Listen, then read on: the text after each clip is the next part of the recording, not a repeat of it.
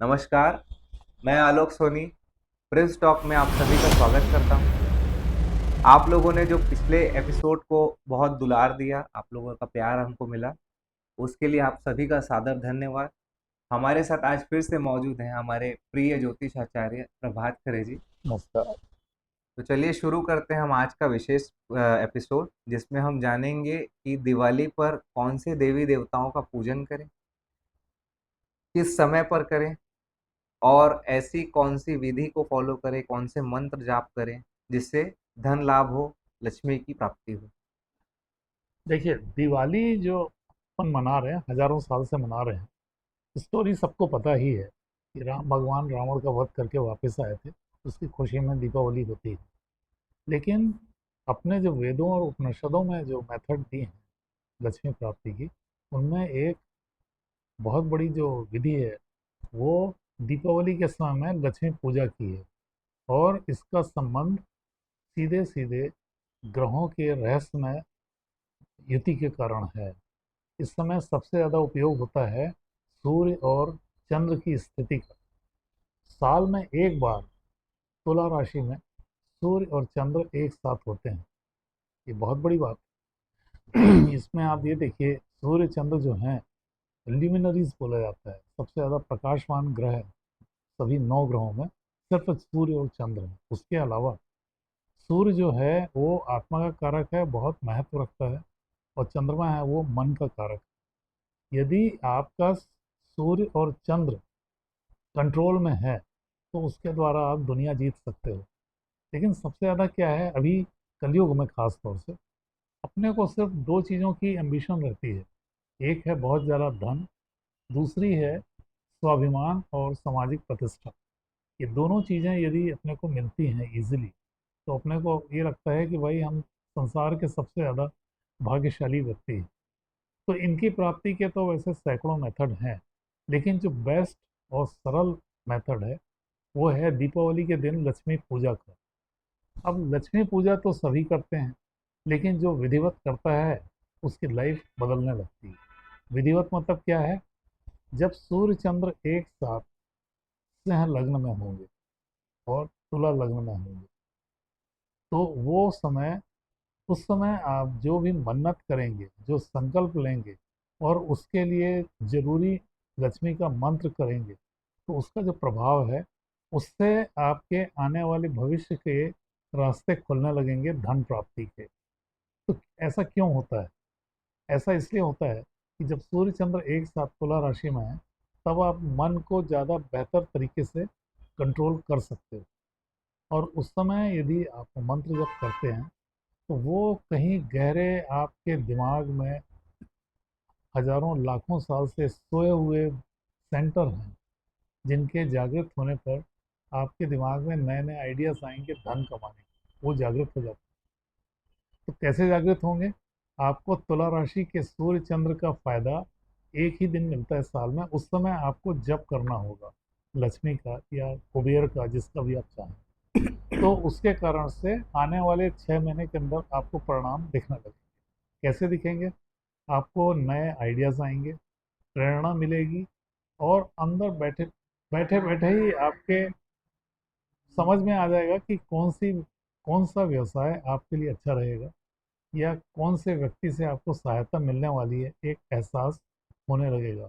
याद रखिएगा, सिर्फ सूर्य चंद्र के तुला राशि में होने पर ही ये शक्तियाँ और ये योग्यता आपके ब्रेन में आ जाती है।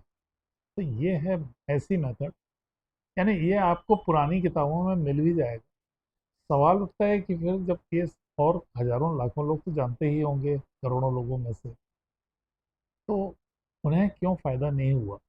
बहुत कम लोग हैं जिन्हें ये तुला राशि का सूर्य चंद्र का मेथड से फायदा हुआ है। कारण सिर्फ एक है कि उस समय आपने कितने अभ्यास के बाद इसको किया है। मन को संतुलित रखना, फिर कंसंट्रेशन के साथ मंत्र जप करना, देवी की आराधना, देवी की स्तुति, देवी का सम्मान, ये सब पूरा इसका एक लय है। और इस विधि से करने से उसके परिणाम आपको दिखने लगेंगे। सर, ये इसमें जो अपन पूजन करते हैं, जिन आराध्य देवी देवताओं का पूजन दीपावली में होता है, उनके बारे में आप बताइए, किन किन, लक्ष्मी के अलावा भी कोई अगर देवी देवता है जिनका पूजन करने से लाभ हो सकता है तो उनके अब बारे में देखिए, थोड़ा जो बताइए। अपन देवी आराधना करते हैं उसमें हर चीज की एक देवी होती है। जैसे भाई विद्या की देवी है सरस्वती, लक्ष्मी है वो धन की देवी है, शत्रु स्तंभन करने की शक्ति आपको चाहिए तो उसकी देवी है बगलामुखी। लेकिन अब जैसे आप काली और दुर्गा हैं, आप इनकी आराधना करेंगे दिवाली में, ठीक है प्रणाम आएंगे, लेकिन उसकी उनकी मेथड अलग है। पहले वो शत्रु स्तंभन करती हैं, तो आप शत्रु किसको मानेंगे? गरीबी को। तो वो दूर करने के लिए फिर वो एक लंबा मेथड हो जाएगा। तो तरीका क्या है, जो जिस चीज़ की देवी है उसी की आराधना की जाए। तो एक तो हो गई लक्ष्मी, दूसरी हैं जो जिनकी बहुत ज़्यादा पूजा होती है मनसा देवी हैं, उनकी भी कर सकते हैं। मनसा देवी के जो मंत्र हैं वो अलग। कमला, कमला जो है बहुत ही ज़्यादा शांत है, और कमला के करीब 6-7 मंत्र हैं जिनसे सिर्फ धन बढ़ता है। लेकिन उसमें खासियत यह है कि वो मंत्र जब करने के बाद उसमें कोई साइड इफेक्ट नहीं है। जैसे आप दुर्गा के करेंगे, काली के करेंगे या बगलामुखी के करेंगे, धन प्राप्ति के लिए बिल्कुल पक्का है कि उससे धन वृद्धि होगी। लेकिन उनके जो साइड इफेक्ट है, क्योंकि ये सब क्रोधी देवी हैं, उग्र देवियां हैं, तो यदि विधिवत पालन नहीं हुआ उनकी विधि का तो साइड इफेक्ट आ सकते हैं। स्वास्थ्य कष्ट, अचानक धन हानि होना, ये सब चालू हो जाता तो इनके पूजन का समय क्या होता है, और इसमें क्या कोई अपन जैसे कोई भी ड्रेसअप में आजकल पूजन हो जाता है, तो ड्रेस कोड भी क्या है। महत्वपूर्ण ड्रेस है? कोड इसलिए है कि उसमें कलर का ही महत्व है। सबसे बढ़िया जो है वो है रेड कलर यूज होता है, लाल, उसके बाद है सफ़ेद। लाल में जो शेड है उनमें भगवा भी कलर आता है। लेकिन ये कलर ऐसे हैं वो आपको मानसिक रूप से तैयार करते हैं पूजा के लिए। और यदि आप ये सब चीज़ों को फॉलो करते हैं, ड्रेस कोड रखते हैं, नहाने के बाद बैठ रहे हैं, तिलक लगा रहे हैं, सब बहुत छोटी छोटी चीज़ें हैं लेकिन बहुत ज़्यादा महत्वपूर्ण है। ये सब करने के बाद खुद को कहीं गहरे अंदर आपको महसूस होगा कि आप बिल्कुल सही रास्ते पे चल रहे हैं। तो ये सब यदि ऐसा महसूस होता है तो आपका कॉन्फिडेंस लेवल हाई होगा और सफलता का परसेंटेज बढ़ेगा। इसमें पूजन का समय? पूजन का समय दो होते हैं जो पूरे साल भर चलता है, वो है ब्रह्म मुहूर्त, मतलब सूर्योदय से 2.5 घंटा पहले, या मोटे तौर पे बोल लें सुबह 3:30 से 4:30, किसी भी दिन किसी भी सीजन में। लेकिन लक्ष्मी के लिए जो है वो रात के लिए, अमावस्या के दिन जो रात के 12 से 2 के बीच का समय होता है, ये लक्ष्मी प्राप्ति के लिए बेस्ट। इसमें जो एक क्वेश्चन उठता है मन में, जैसे अपन ब्राह्मण से पूजा कराते हैं, क्या वो ज़्यादा फलदायक है या फिर स्वयं पूजा करना वो ज़्यादा फलदायक है? नहीं, इसमें तो पहले आप ये देखिए ब्राह्मण आप किसको बोल रहे हैं। अभी जो ब्राह्मण हैं वो यदि ब्राह्मणत्व का पालन कर रहे हैं तब तो ठीक है।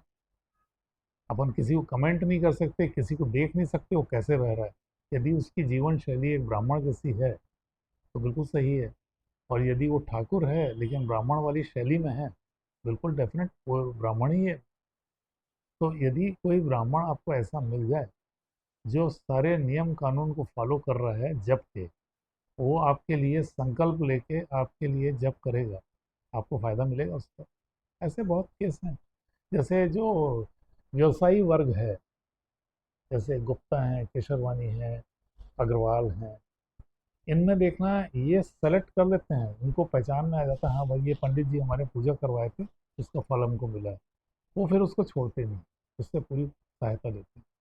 तो ये किया जा सकता है। इसकी विधि क्या है, जैसे खुद पूजन में नहीं है तो संकल्प के?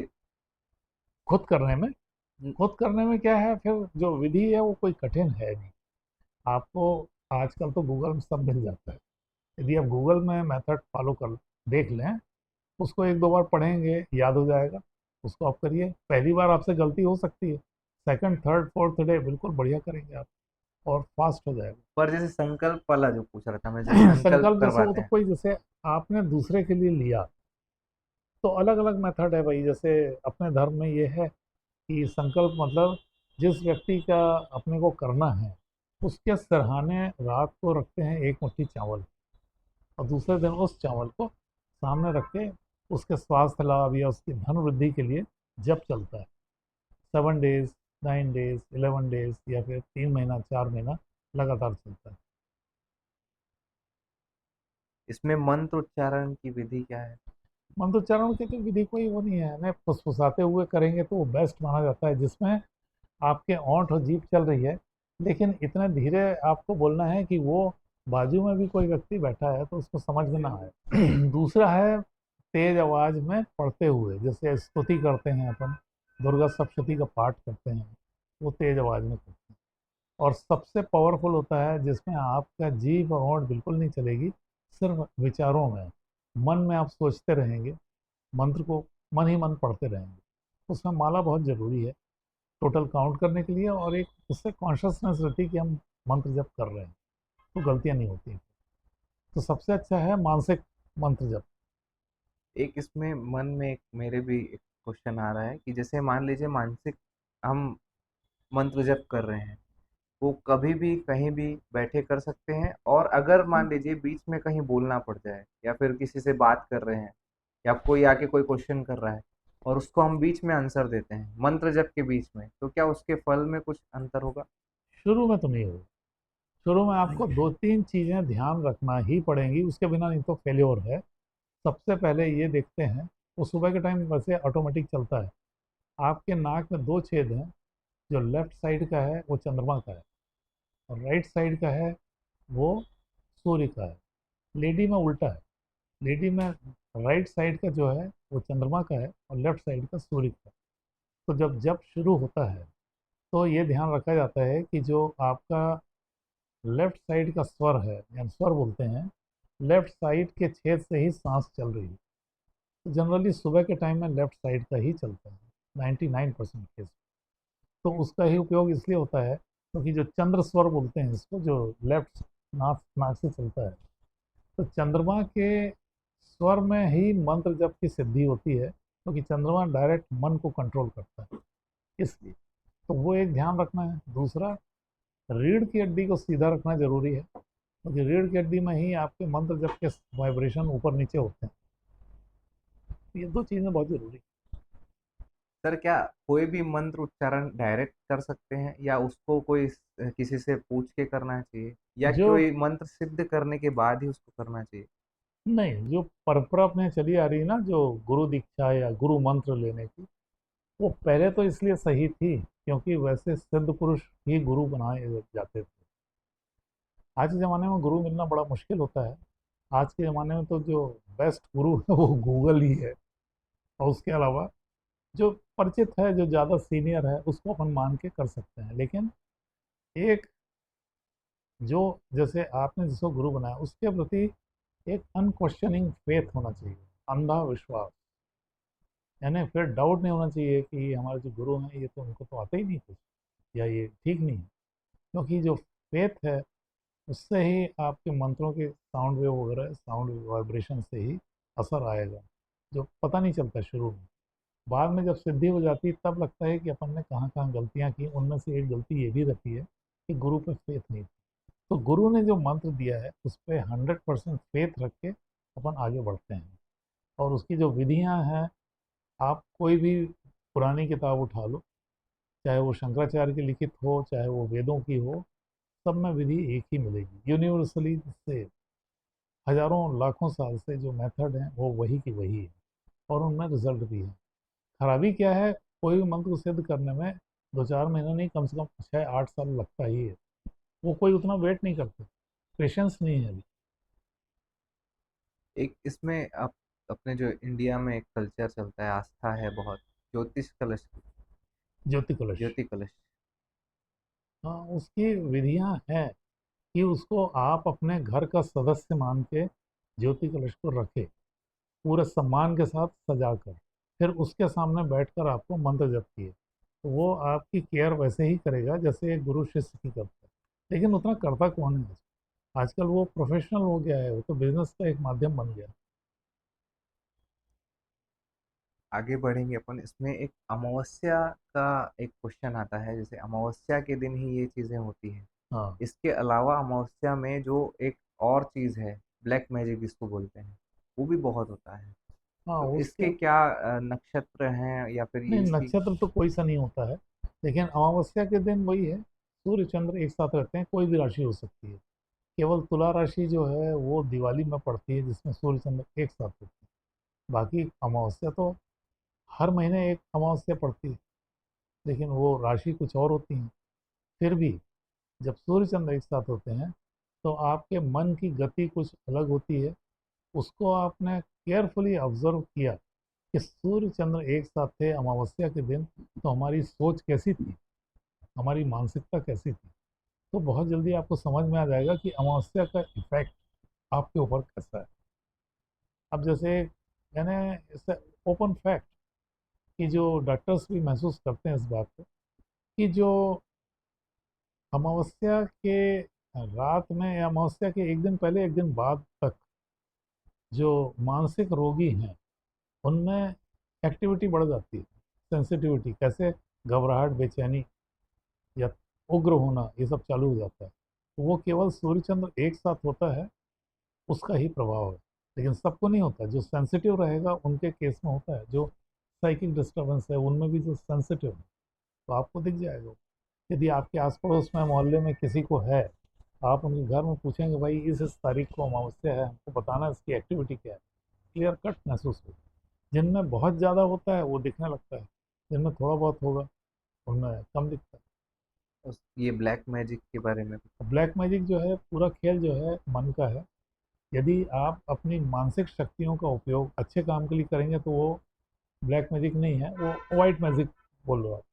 और ब्लैक मैजिक मतलब सिर्फ दूसरों को हानि पहुंचाना। अब दूसरों को हानि पहुंचाने के लिए मानसिक शक्तियों का ही उपयोग होता है, उसी में संभव। अभी तो साइंस को भी इन लोगों ने प्रूव करके बता दिया है, जो साधु संत हैं उन लोगों ने। तो ब्लैक मैजिक का असर होता तो है, जो इच्छा होती है भाई मारण मोहन उच्चाटन वशीकरण, लेकिन जो कर रहा है देर सवेर उसको भी महसूस हो जाता है कि साइड इफेक्ट आ रहा है, खराब असर आता है। कई बार तो डेथ हो जाती है, कई बार आदमी अपंग हो जाते हैं इनका ब्लैक मैजिक का यूज़ करने वाले, यानी जो प्रैक्टिस करते हैं वो लोग। साउथ में ऐसे कई लोग हैं जो बाकायदा बोर्ड लगाकर दूसरों को हानि पहुंचाने का, कि मारण मोहन उच्चाटन हमारे यहाँ गारंटी से होता है, ऐसा बोर्ड लगा के वो लोग करते हैं, because they have got the secret. उनके पास सीक्रेट है। मेरे पास जैसे एक किताब थी, और रेफरेंस दे रहा हूँ, बहुत ज़रूरी है। एक राइटर हुए हैं श्रीलंका के अभयकुन। उन्होंने कई किताबें लिखी हैं, उसमें हस्तरेखा की भी है, ज्योतिष की भी है, और एक लिखी है उनने राहु पिम्मा यम कालिया। ये उनका यानी वहाँ बुद्धिस्ट लैंग्वेज है, जो उनकी जो चलती है सिलोन की लैंग्वेज, उसमें उसमें उन्होंने बहुत सारे ऐसे प्रयोग दिए हैं जिनका उपयोग दूसरों को हानि पहुंचाने के लिए किया जाता है, उसमें अमावस्या का ही उपयोग होता है। तो उनमें जैसे था कि यदि आपके शत्रु बड़े लोग हैं, राजा लोग हैं, और उनको आपको हराना है, तो आपको नीले कलर के चावल खा के मोर की सवारी करना पड़ेगा। और उस समय जो मन्नत करेंगे तो उसमें अगले आदमी की हानि होगी। ऐसे बहुत सारे प्रयोग दिए हैं जो उटपटांग लगते हैं, लेकिन सब टू द पॉइंट होते हैं, इनका कई लोगों ने प्रयोग किया है। तो ब्लैक मैजिक में बहुत से ऐसे हैं लोग जिन्होंने सफलतापूर्वक इसको किया है, लोगों को दिखाया भी। तो इसका असर जैसे जो करवा रहा है उस पे भी होगा और जिस खुद पे पे भी कर होता रहे हैं उस पे भी होगा। है, बिल्कुल 100% है। यदि जो व्यक्ति कर रहा है उसके मन में भी गिल्टी कॉन्शियस है कि वो दूसरे को हानि पहुंचाया है, फिर तो वो शक्तियाँ नहीं छोड़ेंगी उसे। और यदि वो सोशल वेलफेयर के लिए, यानी एक व्यक्ति को हानि पहुंचाने से 100 लोगों का बचाव हो रहा है, ये मद्देनजर रखते हुए उसने प्रयोग किए हैं, तो उसको कुछ नहीं होगा। और इससे बचने के क्या उपाय। बचने के लिए सबसे बढ़िया भाई, जो अपने यहाँ बहुत पावरफुल देवी देवता हैं उनकी शरण में जाना। जैसे हनुमान जी हैं, दुर्गा हैं, काली हैं, या सबसे यानी पूरे जो ट्रम्प कार्ड है जो, वो है धूमावती देवी। उनके सामने किसी की नहीं चलती है, चाहे कितनी बड़ी देवी देवता आ जाए, उनको जो इच्छा होती है वही होती है। तो उनके जो सेवक हैं वो तो है ना, राजा हो जाते हैं। जैसे बहुत से ऐसे मंदिर हैं आपके, जैसे मेहंदीपुर बालाजी है, तो वहाँ पे ये सब विधियाँ होती है। हाँ, वहाँ बचाव के लिए तो उनके प्रयोग होते हैं, वहाँ जो उनके सेवक हैं, सिद्ध पुरुष हैं, वो प्रयोग करते हैं, और उनके रिजल्ट भी। मुस्लिम्स में भी है, जैसे रायपुर का मीरा दातार है, वहाँ आप जाके देखेंगे झाड़ फूँक बहुत बढ़िया होता है। यहाँ अपने यहाँ वो लुथरा जो शरीफ है है। वो क्या है, लुथरा शरीफ है। लुथरा शरीफ, वहाँ है। वहाँ जाएंगे तो जो झाड़ फूँक होती है वो क्लियर कट दिखता है, रिजल्ट आते हैं। यहाँ कुछ मंदिर है वहाँ पे मैं भी मंदिर है, देखा हूँ। जैसे मनोहर टाकी के बाजू वाला हनुमान जी जी मंदिर, जी। उसका कारण ये है कि उसके बाजू में वाटर स्टोरेज है, बावड़ी, बहुत पुरानी है वो। तो पानी जहाँ रहेगा वहाँ मन की शक्तियाँ ऑटोमेटिकली जागृत होने लगती हैं। स्विमिंग पूल के पास, या जो बड़े बड़े पानी के टैंक होते हैं ऊपर, 70-100 फीट ऊपर, तो उनके आसपास का एरिया आप जाएंगे, आपको लगेगा एक अलग तरह की बहुत अजीब सी शांति है। कभी कभी वो पसंद नहीं आती लोगों को, मनहूसियत लगती है। तो वाटर स्टोरेज जहाँ होगा वो मन को प्रभावित करता है। उसके पास आपको मिल जाएंगे साइकिल डिस्टर्बेंस वाले भी मिलेंगे, और अच्छे साधु संत भी मिलेंगे। इसीलिए नदी के पास के एरिया हैं, तालाब के पास के एरिया हैं, वहाँ इन चीज़ों की उपलब्धियाँ बहुत अच्छी हैं, मन सिद्धि वर्ग। जैसे समुद्र के किनारे कोई मंदिर है, समुद्र जैसे किनारे, द्वारका हो गया, हाँ, सोमनाथ हो गया, बिल्कुल।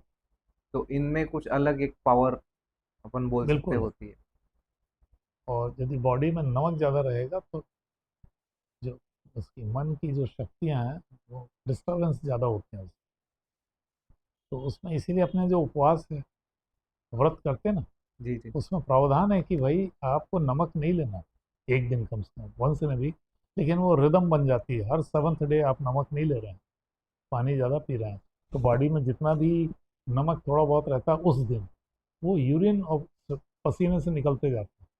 तो आप ये देखना, जिस दिन आप उपवास रहेंगे उस दिन आपका है ना, बॉडी वीक रहेगा लेकिन फुर्ती महसूस होती है, अलर्ट रहता है मन बहुत। उसका कारण ये है कि बॉडी में नमक कम होता है। तो समुद्र में डिस्टर्बेंस आते हैं ज्वार भाटा वाले, वो पानी के कारण नहीं है, वो उसमें जो नमक है तो चंद्रमा उसको प्रभावित करता है, उसलिए आता है।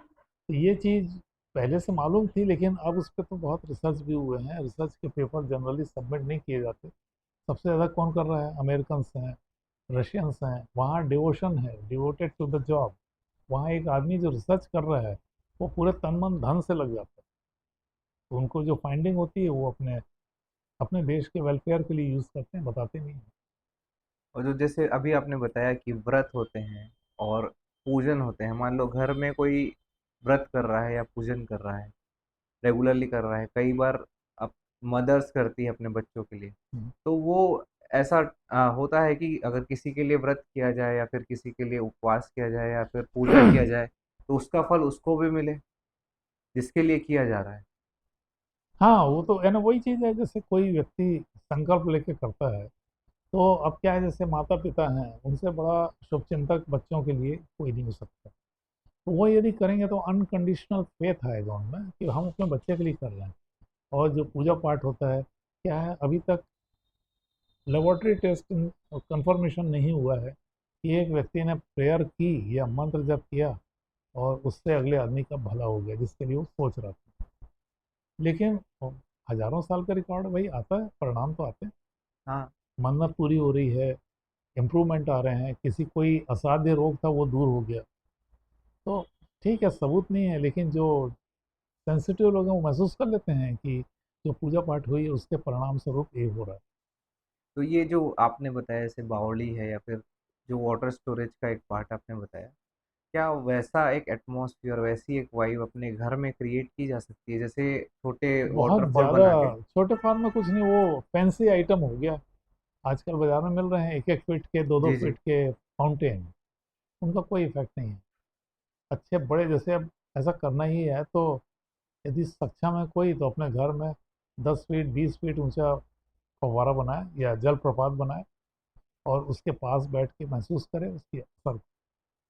कुछ एक चीज़ें हैं जिनमें असर है, बहता हुआ पानी का बहुत असर है। जैसे जल प्रवाह आप बता रहे हैं या फिर जल का स्टोरेज जो है, उसका दिशा का भी कुछ उसमें? हाँ, सबसे बढ़िया जो है पानी के लिए, क्योंकि पानी जहाँ है वहाँ देवता रहते हैं, अच्छी शक्ति, यानी अच्छी मानसिकता वाले, यानी जो सबका भला चाहें वैसे। तो उनकी जगह फिक्स है ईशान कोण, नॉर्थ ईस्ट के बीच में। तो आप वो जगह में यदि पानी का यूज़ करते हैं, पानी रखते हैं, या घर में भी जैसे जो ईशान कोण है वहाँ वाटर स्टोरेज, मतलब घड़े में पानी भर के रखिए, तो उसका फल कैसे मिले, सबूत तो होता नहीं इन चीज़ों का। लेकिन जब वो रखा जाएगा तो उससे पॉजिटिव थिंकिंग बढ़ रही है, घर में एक टेंशन दूर हो रहा है, आपस में जो बात करने में बहस हो जाती है वो दूर होने लगेगी।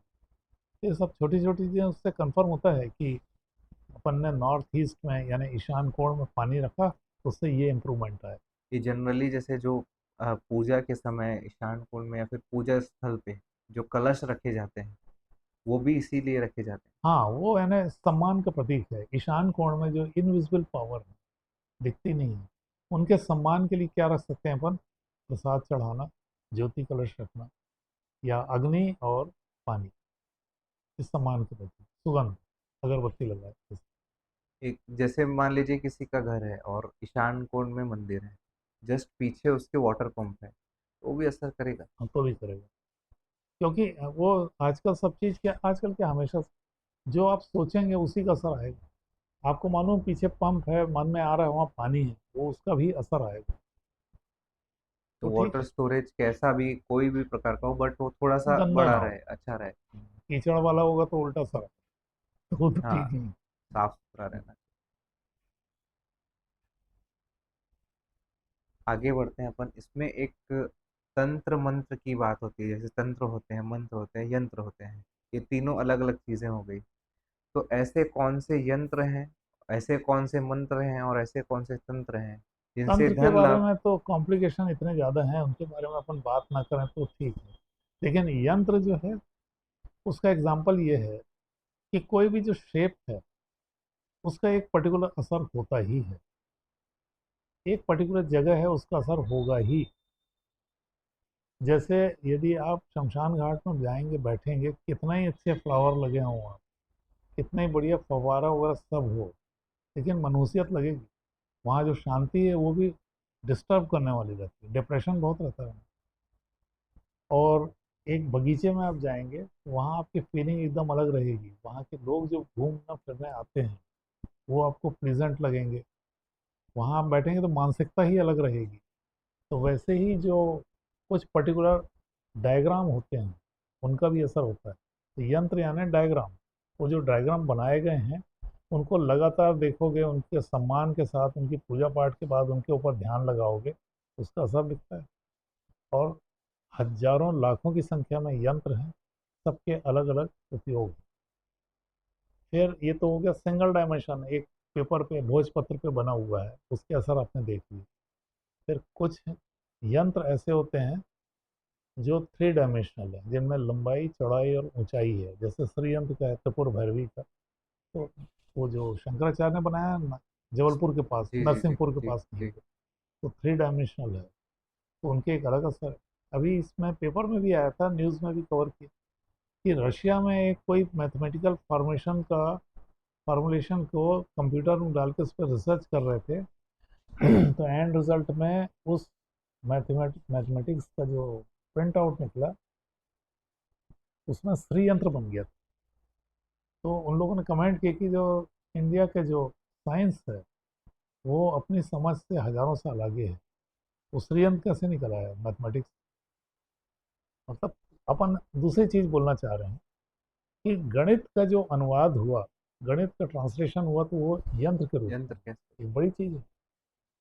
तो इसीलिए देखिए, आप जितने मंदिर हैं या जितने भी मस्जिद के बुर्ज हैं या चर्च हैं, उनमें सब में पिरामिड शेप को यूज कर रहे हैं। पिरामिड शेप जो है उसके अंदर एक अलग टाइप की शांति है, उसमें हीलिंग पावर्स हैं। और यदि विधिवत और अच्छे से बनाया गया, उसको नाप जोख करके, जैसे अपने हिंदुओं में है, तो उसमें कुछ अलग ही असर होता है। जैसे कि भाई तिरुपति बालाजी का मंदिर है, वहाँ आप उस देवता के सामने, बालाजी के सामने खड़े होकर जो मन्नत करेंगे वो बहुत जल्दी पूरी होती है। क्यों? क्योंकि वो बहुत ही ज़्यादा परफेक्शन वाली जगह है, यानी उसका जो नाप जोख करके जो वास्तु का, उसमें एक भी दोष नहीं। ऐसा बोलते हैं ना, पूरे वर्ल्ड में सिर्फ दो ही जगह ऐसी हैं जहाँ की बिल्डिंग में वास्तु दोष बिल्कुल नहीं है। उनमें एक बालाजी है, दूसरा है मिस्र के पिरामिड। इतनी ज़्यादा नाप जोख हुई है उसमें कि वहाँ कुछ गलत हो ही नहीं सकता। जो थ्री डायमेंशन आप बता रहे हैं, तो जैसे श्री यंत्र के अलावा कोई ऐसे यंत्र जो। हाँ, बहुत सारे हैं, जैसे भाई उसका मनसा देवी के हैं, तो जैसे आपने अभी 3 डायमेंशन यंत्रों की बात की, मैं जानना चाहूंगा जो सिंगल डायमेंशन यंत्र हैं वो कैसे काम करते होंगे। सिंगल डायमेंशन मतलब एक आयाम वाले, जैसे कि भाई समझने के लिए, एक कागज पे आपने एक लकीर खींची, वो सिंगल डायमेंशन है। सिर्फ उसमें लंबाई है, या फिर लंबाई और चौड़ाई है। और जो डबल डायमें 3 डायमेंशन है, उसमें लंबाई, चौड़ाई और गहराई है। तो जो लंबाई चौड़ाई यानी जो सिंगल डायमेंशन है, उसका असर होता है। उसका असर कैसे होता है, एक एग्जांपल दे रहा हूँ आपको। कि जैसे आप अपने घर में बैठे हैं, सब ठीक चल रहा है, आपका 6 साल हो गया, आपका सर्विस नहीं है, लेकिन आपको टेलीग्राम आता है। ये टेलीग्राम वाले टाइम का बता रहा हूँ मैं। तो उसमें जो टेलीग्राम आता था तो कैसे होता था, एक सिंगल लाइन का आंसर रहता था, छोटे आंसर रहते थे जिनकी मीनिंग बहुत बड़ी होती थी। तो सिंगल लाइन का एक आंसर आया, उसमें ये आ गया कि आपका यूपीएससी में सिलेक्शन हो गया है और अब आप कलेक्टर बनेंगे, कंग्रेचुलेशन। तो आप बैठे थे साधारण अपने मूड में, लेकिन वो एक जो सेंटेंस आया, उससे आपके घर का और आपका माहौल ही चेंज हो गया। बहुत ज़्यादा खुशियाँ, कई तो मारे खुशी के माँ बाप तो रोने लगेंगे, हमारा बेटा कलेक्टर हो गया। तो ये सब किस लिए हुआ, एक सिंगल डायमेंशन का एक आंसर आया, एक लाइन का। तो उस लाइन में बहुत गहरी ऊर्जा छिपी हुई थी, आपको खुशियाँ देने वाली। ये एक एक तरह से बोलें कि ये सिंगल लाइन का यंत्र था, जिसने आपकी लाइफ ही चेंज कर दी। तो वैसे ही क्या है, जैसे आप अचानक कोई मंदिर में जाते हैं जो कि 3 डायमेंशनल है, मतलब 3 आयाम वाला है, और वहाँ का जो शेप है, वहाँ की जो मूर्तियाँ हैं, उससे आपकी मानसिकता बदल गई। यही चीज़ यंत्र में रहती है। जो 3 डायमेंशनल यंत्र रहेंगे, उनकी पूजा का असर कुछ अलग आता है। जो पूजा करेगा उसको समझ में आएगा ही। तो ये एक एग्जांपल था कि कैसे काम कर सकता है। पावर ऑफ वर्ड्स है, अपन ऐसा बोल पावर सकते ऑफ हैं। वर्ड्स है, उसमें क्या है, जो एनर्जी छिपी है, जिसको टेलीग्राम मिला वही समझ सकता है उसको। हाँ। तो ये चीज़ों का असर होता है। अब इसी को अब एलेबोरेट करोगे, बड़ी चीज़ों के लिए सोचोगे, तो समझ में आता है धीरे धीरे कि हाँ भाई, यंत्र में क्या दम है, यंत्र के असर क्या है। लंबाई चौड़ाई वाले पेपर में साधारण दिखने वाली चीज़ है, तो बहुत पावरफुल होती है। तो वैसे बहुत सारे हजारों लाखों देवी देवता हैं, सबके अपने अपने यंत्र हैं, और उनकी पूजा से फल मिलता है। ये देव, आगे जैसे अपन इसमें देखते हैं एक देव आराधना होती है।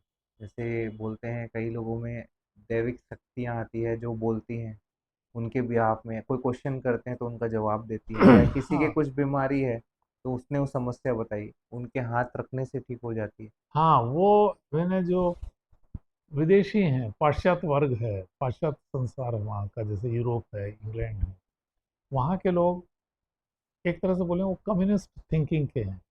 यदि ऐसा कोई चमत्कार हो तो वो तो नहीं, ये चमत्कार नहीं है, ये मानसिक शक्तियाँ हैं।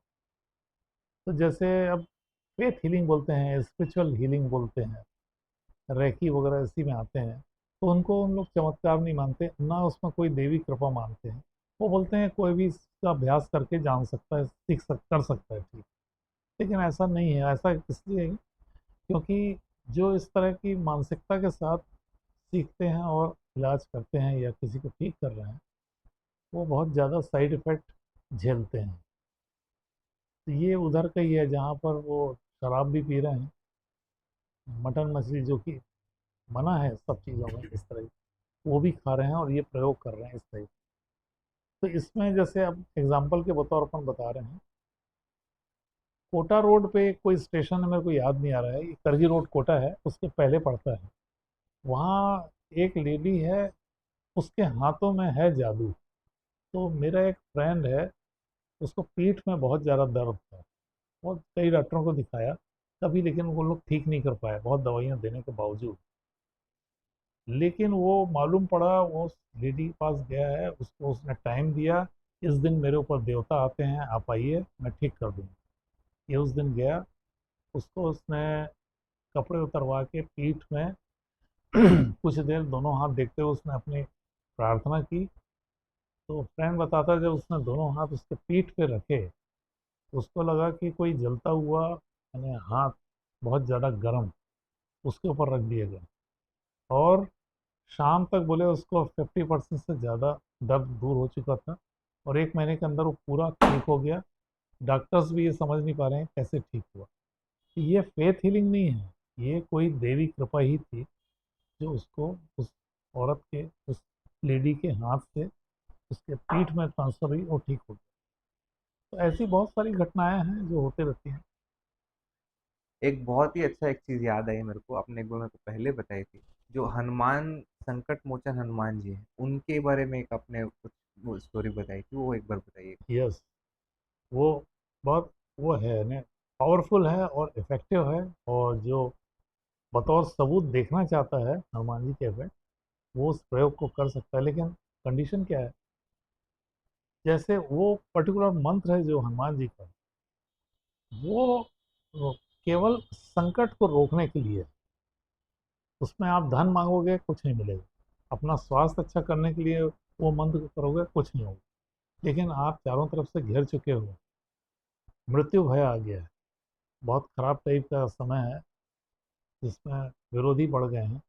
उस समय हनुमान के शरण में जाने के लिए मंत्र होता है। उसके लिए तैयारी ये है कि पहले तो एक बाउंड्री वॉल बनाई जाती है 4 बाई 4 फीट के अंदर गोबर से।